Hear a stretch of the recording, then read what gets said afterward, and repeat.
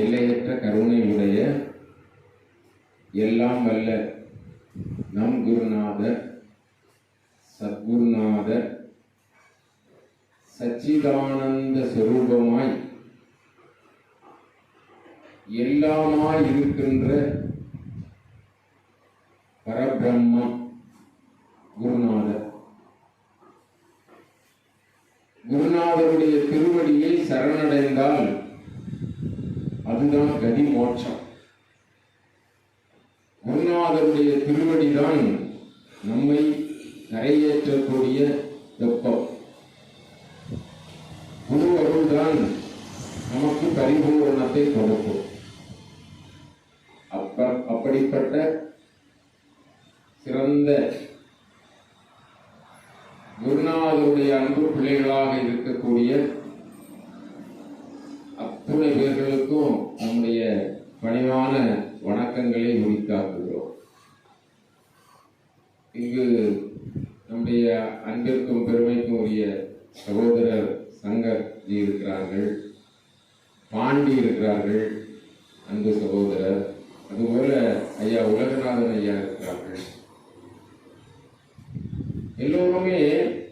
நாம் எல்லோருமே குருநாதருடைய திரு அருள் நிழலிலே இருக்கிறோம். அது ரொம்ப முக்கியம். நம்முடைய வாழ்க்கை என்பது சாதாரணமாக நாம் யாரும் நம்முடைய வாழ்க்கையை புரிந்து கொள்வதில்லை. நம்முடைய வாழ்க்கை மிக அற்புதமான வாழ்க்கை, கிடைத்தற்கு அரிய ஒரு வாழ்க்கை.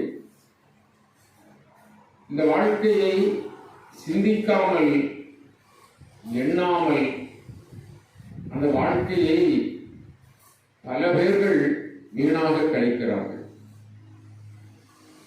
எந்த பொருளும் பயன்படுத்தவில்லை என்று சொன்னால் அது வீணாக போகும். அது எந்த பொருளாக இருந்தாலும் சரி. அதுபோல பரபிரம்மம் நமக்கு இந்த அற்புதமான உடலை தந்து இந்த உடலினால் ஆகிய பயனை அடைவதற்காக வழிவகுத்திருக்கிறார். இந்த உடம்பை பகவான் தந்திருக்கிறார் என்று சொன்னால் இதற்கு ஒரு லட்சியம் இருக்கிறது. இது அடைய வேண்டிய ஒரு குறிக்கோள் இருக்கிறது. அந்த குறிக்கோளை அடைவதுதான் இந்த உடம்பினால் ஆகிய பயன்.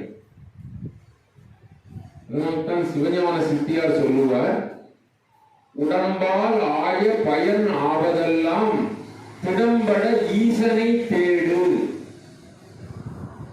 நல்ல கவனிக்க வேண்டும்.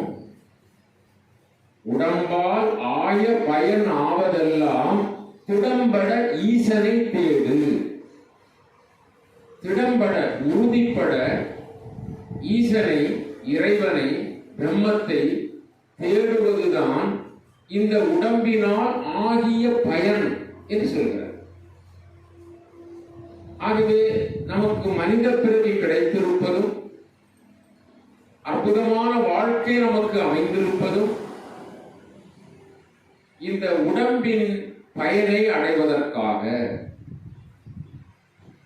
அதற்கு மாறாக இந்த உடம்பினை ஏனோ வளர்ந்தோம், ஏனோ இருக்கிறோம், ஏனோ உண்டோம், ஏனோ உறங்கினோம், ஏனோ பழுதுபட்ட உடலை விட்டு விட்டு போகிறோம் என்று சொன்னால் உடம்பால் அழியின் உயிரார் அழிவர். நல்ல கவனிக்க வேண்டும். உடம்பால் அழியும். இந்த உடம்பு அழிந்தால் உயிராலும் அழிந்து போவோம், உயிரும் இல்லாமல் போவோம். அதற்கு அர்த்தம் என்ன? உயிரால் நாம் அடைய வேண்டியதை அடைய முடியவில்லை. அதனால்தான் சொல்லுவார்கள், உடம்பினை முன்னம் இழுக்கந்து இருந்தேன். அறியாததுனால இந்த உடம்பை இழுக்கந்து இருந்தேன். திருமூலருடைய வாக்கு. உண்மை அறிந்தவர்களுக்கு உடம்பினை யான் இருந்து ஓம்புகின்றேன் என்கிறார். இதை நான் பராமரிக்கிறேன். எதனால்? உடம்பினுள்ளே ஒரு பொருள் கண்டதனால். நம்முடைய உடம்பிலே நம்மோடு பரம்பொருள் இருந்து இயக்கிக் கொண்டிருக்கிறார். பரம்பொருள் அந்த சாநித்தியத்திலே நம்முடைய கருவிகள் எல்லாம் இயங்குகின்றன. இறந்தால் நம்முடைய உடம்பு இருக்கும், இறந்தால் நம்முடைய உடம்பு இருக்கும் அல்லவா? கண் இருக்கும், காது இருக்கும், அது மாதிரி எல்லா அவயவங்களும் இருக்கும். ஆனால் அவைகள் வேலை செய்வதில்லை. அப்படி என்று சொன்னால் இப்பொழுது வேலை செய்கிறோம், இப்பொழுது கண் பார்க்கிறது, காது கேட்கிறது, நாவு சுவைக்கிறது, கை வேலை செய்கிறது, கால் நடக்கிறது. யாரால்? சொல்லுங்க. இறைவனால். யாரால்? இறைவனால். ஆத்மஸ்வரூபமாக இறைவன் நம்முள்ளே இருக்கிற காரணத்தினால் நம்முடைய அவயவங்கள் எல்லாம் என்ன செய்கின்றன? இயங்குகின்றன. இல்லையா? நம்முடைய உடம்பிலே 200க்கும் மேற்பட்ட அவயவங்கள் இருக்கின்றன. அந்த அவயவங்கள் எல்லாம் இயங்குவது இறைவனுடைய அருளினாலே, இறைவனுடைய சாநித்தியத்தினாலே, இறை சக்தியினாலே, பிரம்மத்தினுடைய ஆற்றலினாலே. இதில் நான் என்பது எங்கிருக்கிறது? நான் அதை செய்தேன், நான் இந்த காரியத்தை முடித்தேன், நான் வேலை செய்தேன், நான் பணம் சேர்த்தேன், நான் படித்தேன், நான் பட்டம் பெற்றேன், எத்தனையோ இல்லையா? எவ்வளவோ அகங்காரப்படுகிறோம். எது எது நம்மிடம் இருக்கிறதோ அதற்கெல்லாம் அகங்காரப்படுகிறோம். மோசமான குணம் இருந்தாலும் அதற்கும் அகங்காரப்படுகிறோம். நான் யார் தெரியுமா? ரொம்ப கோபக்காரமா சொல்லுவோம் இல்லையா? இல்லையா? கோபம் என்பது மோசமானது தானே. ஆனால் அதில் கூட என்ன ஆணவம். திருட்டு தொழில் மோசம் தானே. ஆனால் அதில் கூட நான் பெரிய திருடனாக, யாருக்கும் தெரியாமல் திருடுவதிலே நான் வல்லவனாக. ஆக நல்ல காரியமாக இருந்தாலும் தீய காரியமாக இருந்தாலும் எந்த செயலாக இருந்தாலும் நான் என்ற அகங்காரம் நம்மை பிடித்துக் கொள்கிறது. நம்முடைய வாழ்க்கையே இந்த அகங்காரத்தினால் எல்லாவற்றையும் மறந்து வாழ்கின்ற வாழ்க்கையை உடையவர்களாக இருக்கிறோம். எல்லாவற்றையும் என்று சொன்னால் எல்லாவற்றிற்கும் காரணமாக இருக்கிற முதற் பொருளை மறந்து வாழ்கிற வாழ்க்கையாகிவிட்டோம். நான் என்ற அகங்காரம், எனது என்ற மமகாரம். எனது என்று சொன்னால் என்னுடையது, இது என்னுடையது, இது என்னுடையது வைத்துக் கொள்கிறோம் அல்லவா? அதுதான் மமகாரம். நான் நான் என்பது அகங்காரம்.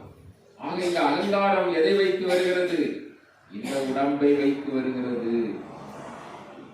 இந்த உடம்பை வைத்து வருகிறது. இந்த உடம்பின் உடைமைகளை வைத்து வருகிறது. புரியுது இல்லையா? அப்படிப்பட்ட அகங்காரத்தினால் உண்மையான இயக்கதாரியாக, சூத்திரதாரியாக, நம் எல்லோருக்கும் இறைவனாக இருக்கின்ற பிரம்மத்தை நாம் மறந்து போகிறோம். இதுதான் நம்முடைய சாதாரண நிலையில் வாழுகின்ற வாழ்க்கை. மிக தெளிவாக இந்த நான் எப்பொழுது வருகிறது பாருங்கள். நாம் தூங்குகிறோம். தூங்குகின்ற பொழுது நம்முடைய அவயவங்கள் எல்லாம் அந்த கரணம் செயலிழந்து போகிறது. மனம், புத்தி, சித்தம், அகங்காரம் செயல் இல்லை. கைகால்கள் செயல் இல்லை. இல்லையா? அப்பொழுது நாம் தூங்குகிறோம். நான் இங்கு படுத்திருக்கிறேன் என்ற நான் என்ற அகங்காரம் வருகிறதா? இல்லை. நான் மாடி வீட்டில் இருக்கிறேன் என்ற அகங்காரம் வருகிறதா? இல்லை. நான் இவ்வளவு சொத்துக்கு அதிகாரி என்று அகங்காரம் வருகிறதா? எதுவுமே இல்லை. ஆக இந்த உடல் தூங்குகின்ற பொழுது தன்னை மறந்து விடுகிறது. அவயவங்கள் செயல்படவில்லை. அப்பொழுது நான் என்ற அகங்காரமும் இல்லை. நான் என்ற அகங்காரம் பிறகு எப்பொழுது வருகிறது? விழித்த உடனே வருகிறது. விழித்த உடனே பெட்டு எவ்வளவு விலை தெரியுமா? எவ்வளவு கஷ்டப்பட்டு இந்த பெட்டு வாங்கினேன் எல்லாம் யோசிக்கும் இல்லையா? ஆக நான் என்பது தூங்குகின்ற பொழுது இல்லை, ஆனால் விழித்தவுடனே வந்தது. விழித்தவுடனே இந்த உடம்பு விழித்துக் கொண்டிருந்தவனை மறந்து விட்டது. தூங்கும் போது ஒருவன் விழித்துக் கொண்டிருந்தான், நாம் நன்றாக தூங்கிக் கொண்டிருந்தோம், ஆனால் ஒருவன் விழித்துக் கொண்டிருந்தான். அதனால் தான் விழித்தவுடனே நான் இன்று நன்றாக தூங்கினேன் என்று சொல்றேன். நன்றாக தூங்கினேன் என்பதை யார் பார்ப்பது? ஒருவன் பார்த்து கொண்டிருந்தான். அந்த அந்த விழிப்பு நிலைக்கு வந்தவுடனே அவனை நாம் மறந்து விட்டோம். அந்த விழிப்பு நிலை இல்லாத தூக்கத்திலே அவன் பார்த்து கொண்டிருந்தான் அல்லவா, அவன்தான் உண்மையான நான். ஆகவே உலக வாழ்க்கையில் வாழ்ந்திருக்கிற நாம் இந்த உடலை வைத்து அகங்காரப்பட்டு, இந்த உடலை வைத்து ஆணவப்பட்டு நாம் இறையை மறந்து விடுகிறோம். இறைவனை மறப்பவர்களுக்கு கதிமோட்சம் இல்லை. ஏனென்று சொன்னால் நம்முடைய மூலம், நம்முடைய ஆதி, நம்முடைய பீஜம் இறைவன் தான். நம்முடைய அம்மா அப்பாவை கேட்டா தெரியும், அம்மா அப்பாவை கேட்டா சிலருக்கு தெரியும், அதுக்கு முந்தினவங்களை கேட்டா அப்போ எங்க இருந்து நம்ம வந்தோம் ஒவ்வொன்றா கேட்டுக்கொண்டே போனால் கடைசியில் ஒரு மூலம் இருக்க வேண்டும் அல்லவா? அந்த மூலம்தான், அதுதான் ஆதி புருஷன். அந்த மூலம் அப்படி பீஜமாக இருந்து எல்லாவற்றையும் தோற்றுவிக்கிறார். அந்த பீஜத்திலே நாமெல்லாம் ஒன்றாகவும் போகிறோம். அதனால் தான் விரிந்ததும் அங்கே, மறைந்ததும் அங்கே. விரிந்ததும் அங்கே, மறைந்ததும் அங்கே. எங்கே இருந்து தோன்றினோமோ அங்கேயே ஒடுங்க போகிறோம். இதற்கிடையிலே நான் என்ற ஒன்று, இல்லாத ஒன்று. அது ஒரு மாயை, அது ஒரு மயக்கம். உண்மையிலேயே அது இல்லை. நான் இப்பொழுது பேசுகிறேன் என்று சொன்னால் அது அபத்தம். என் மூச்சு போனால் நான் பேசுவேனா? உயிர் போய்விட்டது என்று வையுங்கள். இந்த ஆசனத்தில் இருக்கின்ற பொழுதே உயிர் போய்விட்டது என்று வையுங்கள். சார் இப்பதானே பேசிட்டு இருந்தாங்க, ஒரு நிமிஷம் இப்ப பேசுறீங்க சார், கொஞ்சம் பேசுங்க பேசுமா? அப்பொழுது பேசியது யார்? சொல்லுங்க, இறைவன் தான். அப்படி என்றால் நான் பேசினேன் என்று அலங்காரப்படலாமா? இப்படி ஒவ்வொரு உதாரணத்தையும் பாருங்க, ஒவ்வொரு செயலையும் பாருங்க, நாம் நடக்கின்ற ஒவ்வொரு காரியங்களையும் பாருங்க. அவனேதான் பூரணமாக எல்லாவற்றையும் செய்து கொண்டிருக்கிறான். ஆனால் அகந்தைப்படுவதற்கு என்று சொல்லுகின்ற விதத்திலே நான் என்ற ஒரு அகங்காரம் வெளிப்பட்டு விடுகிறது. ஆகவே நாம் தெரிந்து கொள்ள வேண்டிய விஷயம் என்ன என்று சொன்னால், அவனால் தான் அனைத்தும் நடந்து கொண்டிருக்கிறது. அவனே இந்த கருவியை பயன்படுத்தி இந்த காரியங்களை செய்து கொண்டிருக்கிறான். இதில் எனக்கு எந்த பங்கும் இல்லை. அவனேதான். கணந்தோறும் சிந்திக்க வேண்டும். நாம் சாப்பிடுகிறோம், நாம் இட்லி சாப்பிடுகிறோம், வேகமாக சாப்பிடுகிறோம். ஆனால் அது எத்தனை மாறுதல் அடைந்து எவ்வளவு காரியங்கள் மாறி கடைசியில் மூளையாக கூட ஆகி செயல்படுவது அவன் செயல் அல்லவா? இரத்த நாளங்கள் நம்முடைய முடியை விட பல மடங்கு சிறிதாக நாளங்கள் இருக்கின்றன நம்முடைய உடலிலே. அவற்றையெல்லாம் இயக்குவது யார்? இதையெல்லாம் ஒவ்வொரு நிமிஷமும் சிந்தனை செய்து எந்த காரியத்திற்கும் இன்றைக்கு பகவானே இந்த இடத்திற்கு வருவதற்கு, குருநாதருடைய அருட்பீடத்திற்கு வருவதற்கு எனக்கு ஒரு சந்தர்ப்பத்தை தந்தீரே, உமக்கு நன்றி. இந்த நிகழ்ச்சி முடிந்தவுடனே அறுசுவையோடு எனக்கு உண்டி கொடுத்தீரே, உமக்கு நன்றி. நான் வீடு போய் சேர்வதற்கு எவ்வளவு சொகுசாக ஆட்டோ தந்து உதவினர் அல்லவா, உமக்கு நன்றி.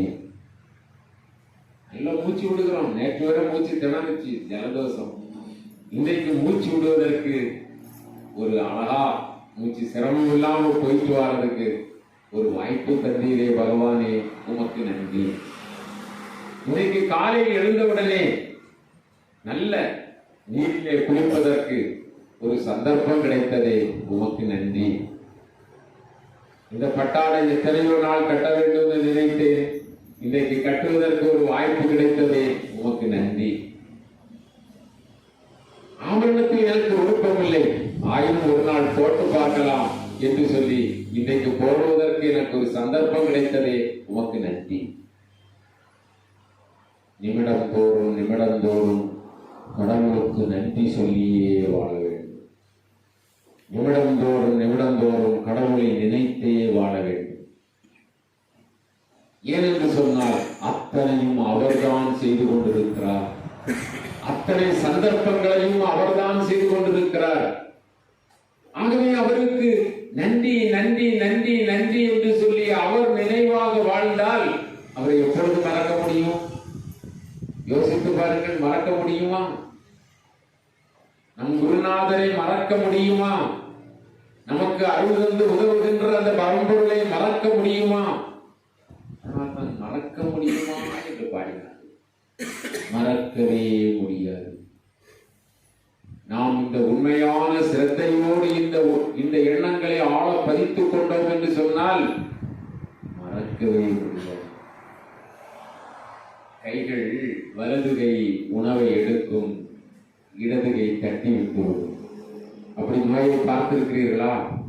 ஆசையோடு இப்படி எடுப்பார், இது தட்டி விடும். கால் இல்லை, கை இல்லை, கண் பார்வை இல்லை, உடலோ நோய், எத்தனை உபாதைகள், எத்தனை எத்தனை கஷ்டங்கள். மருத்துவமனையிலே நீங்கள் சென்று பார்த்தீர்கள் என்று சொன்னால் எத்தனை எத்தனை வேதனைகள் இல்லையா? ஒவ்வொரு வீட்டிற்கும் வாசல்படி உண்டு. அதுபோல ஒவ்வொருவருக்கும் துன்பம் நிறைந்திருக்கிறது. பிரச்சனைகள் பிரச்சனைகள் பிரச்சனைகள் இல்லாத மனிதர்களே இல்லை என்று சொல்லுகின்ற விதத்திலே பிரச்சனைகள் தலைக்கு மேலே கூத்தாடுகின்றது இல்லையா? அப்படி நமக்கு இவ்வளவு சிரமங்கள் இருந்த பொழுதும், அப்படி நமக்கு இந்த மாயா உலகத்திலே அத்தனை காட்சிகள் கண்ட பிறகும் நம்முடைய மனம் திரும்புகிறதா? மனம் இறைவன்பால் நாடுகிறதா? இல்லை, இல்லை, இல்லவே இல்லை. நமக்கு இந்த உலகத்திலே விரக்தி இருக்கிறதா? இல்லை, இல்லை. ரெண்டு கால்களும் இல்லாதவனும் ஊர்ந்து நாம் ஜீவிதத்தை வைத்துக் கொள்ளலாம் நினைக்கிறான். கை இழந்தவன் அப்படி, கண் இழந்தவன் அப்படி, வாழ்க்கை இழந்தவன் அப்படி, மனைவி இழந்தவன் அப்படி, கணவன் இழந்தவன் அப்படி இல்லையா? எத்தனை சோதனை இருந்தாலும், எத்தனை வேதனைப்பட்டுக் கொண்டிருந்தாலும், இதுதான் இன்பமயமான வாழ்க்கை என்று சொல்லி வாழ்ந்து கொண்டிருக்கிறோம் அல்லவா? அதுதான் மயக்கம். அதுதான் நம்மை ஆட்டுகின்ற மாயை. பகவான் என்ன செய்கிறார்?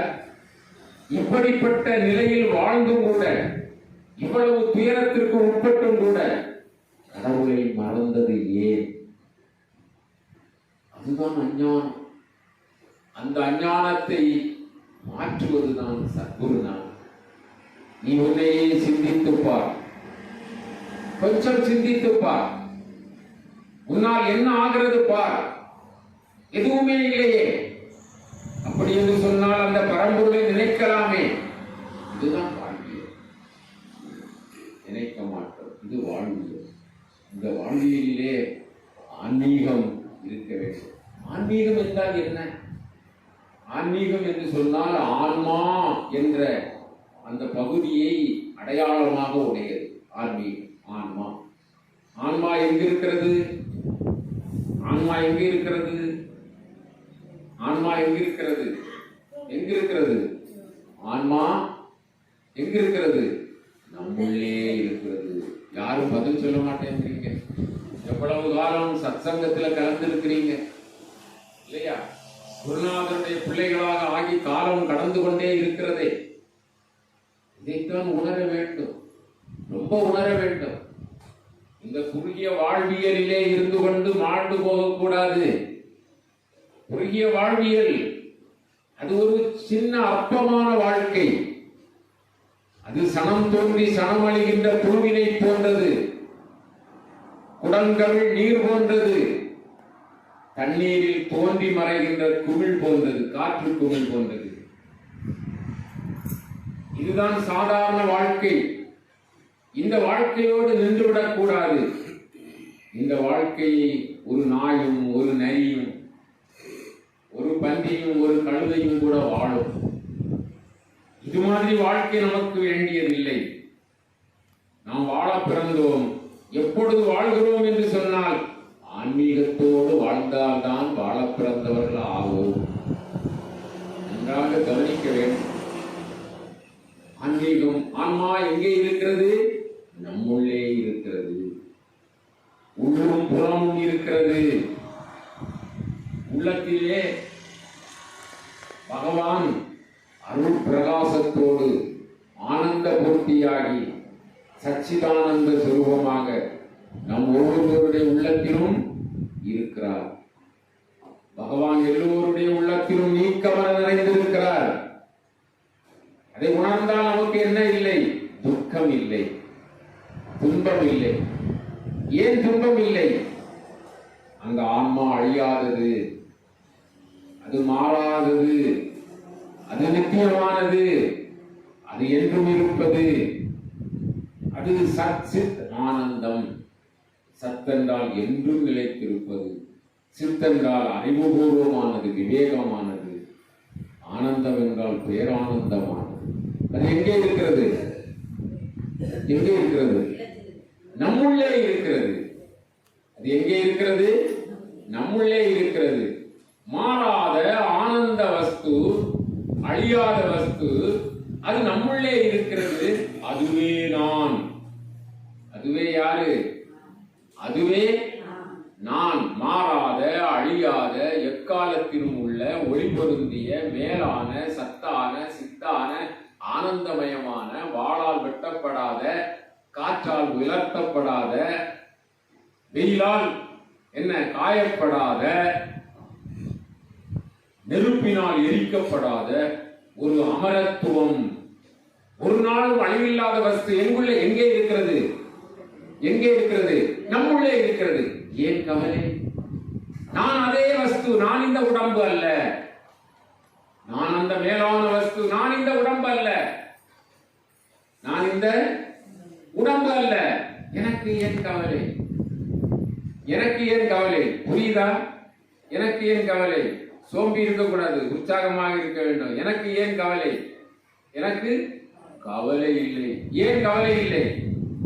நான் அமரத்துவம் உடையவன், நான் அழியாதவன், நான் மாறாதவன், நான் என்றும் இருப்பவன், நான் நித்தியமானவன். அதனால் எனக்கு என்ன இல்லை? கவலை இல்லை, பயம் இல்லை. நான் அந்த வஸ்து, நான் பரிபூர்ண வஸ்து, நான் ஆனந்த வஸ்து, நான் ஆனந்த வஸ்து, நான் ஆனந்த வஸ்து. சிந்தித்து சிந்தித்து பாருங்கள். நான் மகிழ்ச்சியான வஸ்து, நான் இந்த உடம்பு அல்ல. எனக்கு நோய் கிடையாது, எனக்கு எந்த விதமான தீங்கும் கிடையாது, என்னை யாரும் எதுவும் செய்ய முடியாது. நான் மாறாதவன், என்றும் இருப்பவன். இந்த உடம்பு இன்று இருக்கும், நாளை அழிந்து போகும். நான் அழிய மாட்டேன். நான் சச்சிதானந்தன், நான் அழியாத வஸ்து, நான் அழியாத வஸ்து. சரிதானா? புரியலாமா? நாமெல்லாம் யாரு? அழியாத வஸ்து.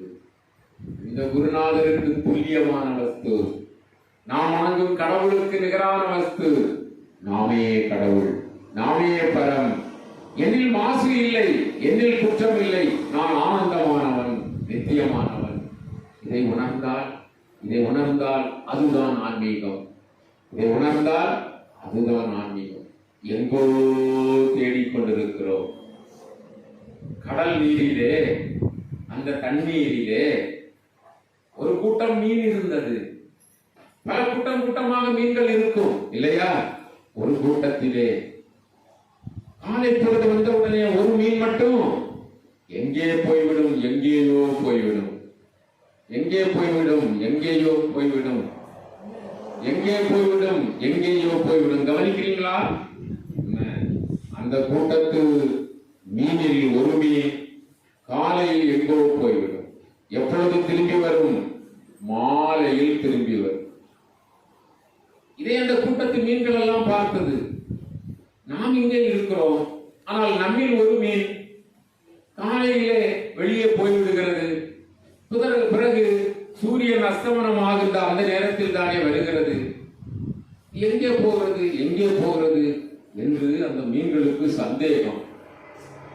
எங்கே போகிறது என்று எந்த மீனுக்கும் தெரியாது. அது ஆனால் தினமும் போய்விடும்.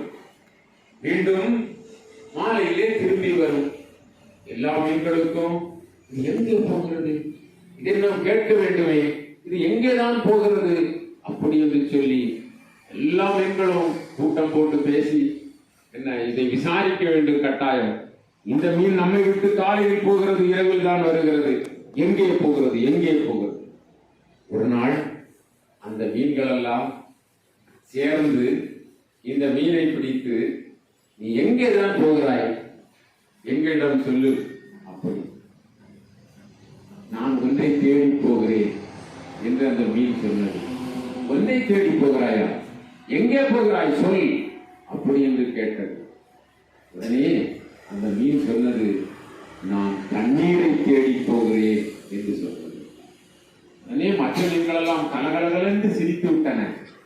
தண்ணீரை தேடி போகிறாயா, நீயே தண்ணீரில் தானே இருக்கிறாய், நீ இருப்பதே தண்ணீரில் தானே, நீ தண்ணீரை தேடி போகிறேன் என்று சொல்கிறாயே என்று அதற்கு விளக்கம் சொல்லியது. அதுபோல நாம் பிரம்மத்திலே இருக்கிறோம், பிரம்மமாயிருக்கிறோம், பிரம்மத்தின் அருளாலே இருக்கிறோம். நான் என்ற ஒரு வியக்தி தனியாக இல்லை, ஆனால் எங்கோ எங்கோ எங்கோ என்று தேடுகிறோம். வெகு அருகாமையில் இருந்தும் அவனை நாம் கண்டுபிடிக்க முடியவில்லை. அவனாக நாம் இருந்தும் அவனை உணர்ந்து கொள்ள முடியவில்லை. புரிகிறதா? புரிகிறதா? என்ன, அவனாக நாம் இருந்தும் அவனை உணரவில்லை. நான் என்றும் தான் என்றும் நாடினேன் நாடலும், நான் என்றும் தான் என்றும் இரண்டில்லை என்பதை நான் என்ற ஞான முதல்வனே நல்கினான். நான் என்று நானும் நினைப்பொழிந்தேனே. நாம் தேடக்கூடிய பரம்பொருள் அதைவிட அருகாமையில் வேறு பொருள் இல்லை. நம்மோடு அவ்வளவு லகுவாக தொடக்கூடிய அளவிலே நம்மோடு இருக்கிறார். யார்? யார்? நம் குருநாதர். எங்கே இருக்கிறார்? எங்கே இருக்கிறார்? நம்முடைய உள்ளத்திலே இருக்கிறார். நம்முடைய உள்ளத்திலே இருக்கிறார். அதனால் தான் சொன்னார் திருமூலர், உள்ளம் பெருங்கோயில். உள்ளம் பெருங்கோயில், சின்ன கோயில் இல்லை, பெருங்கோயில். ஊனுடம்பு, இந்த ஊன் உடம்பு ஆலயம். உள்ளம் பெருங்கோயில், உள்ளம் பெருங்கோயில், உள்ளம் பெருங்கோயில். அகம் பிரம்மாஸ்மி, அகம் பிரம்மாஸ்மி. அகம் என்றால் உள்ளம். வேதம் சொல்கிறது இந்த வார்த்தையை, அகம் பிரம்மாஸ்மி, அகம் பிரம்மாஸ்மி. அகம், அகம் என்றால் உள்ளம், பிரம்மாஸ்மி என்றால் பிரம்மமாயிருக்கிறது, அகம் பிரம்மமாயிருக்கிறது. அப்போ நம்முடைய வாழ்க்கை எப்படி இருக்கணும்? அகம் பிரம்மம், நான் பிரம்மம். பிரம்மம் எப்படிப்பட்ட குணங்களோடு இருக்கும்? அன்பே மயமாயிருக்கும், அன்பே மயமாயிருக்கும். நாம் பேசுகின்ற பொழுது அன்பை தவிர வேற எதுவும் பேச முடியுமா? நாம் பார்க்கின்ற பொழுது அன்பால் பார்ப்பதை விட வேறு பார்க்க முடியுமா? நான் கேட்பது அன்பால் கேட்க முடியுமே தவிர வேறொன்று கேட்க முடியுமா? அப்படி என்றால் எந்த வெறுப்பு நம்மில் உண்டுமா? இல்லை. ஏன்? நான் பார்ப்பது பிரம்ம பார்வை, நான் கேட்பது பிரம்ம கேள்வி, நான் உண்பது பிரம்மம் உண்பது. எல்லா செயல்களும் எது நடக்கிறது, எது நடத்துகிறது? பிரம்மம், பிரம்மம், பிரம்மம். நான் பிரம்மம், நான் பிரம்மம். அகம் பிரம்மாஸ்மி. योगी राम सूरत कुमार, योगी राम सूरत कुमार, योगी राम सूरत कुमार, जय